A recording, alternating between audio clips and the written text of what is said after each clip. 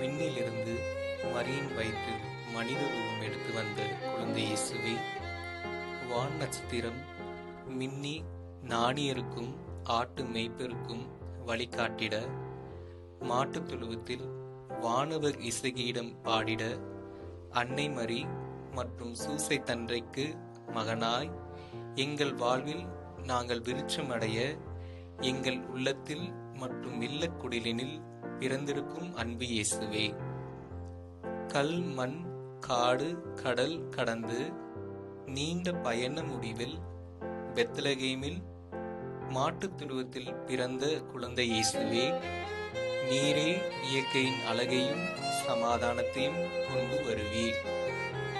ஊற்று நீர் மனிதனின் தாகத்தை போக்குவது போல குழந்தை இயேசுவின் அன்பு உலகின் தாகத்தை கழிக்கிறது.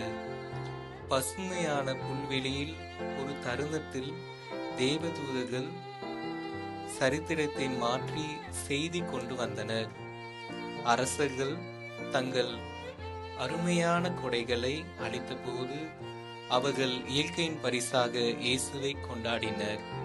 கிறிஸ்துமஸ் மரத்தின் எப்போதும் பசுமை நமக்கு நிரந்தர வாழ்வில் அர்த்தனையும் இயேசுவின் அமைதியும் நினைவு கூறுகிறது. இந்த ஆண்டின் பசுமையான கிறிஸ்துமஸில் இயற்கையை பேணும் நமது கடமையையும் மனித நேயத்தையும் நினைவு கூறுகிறது.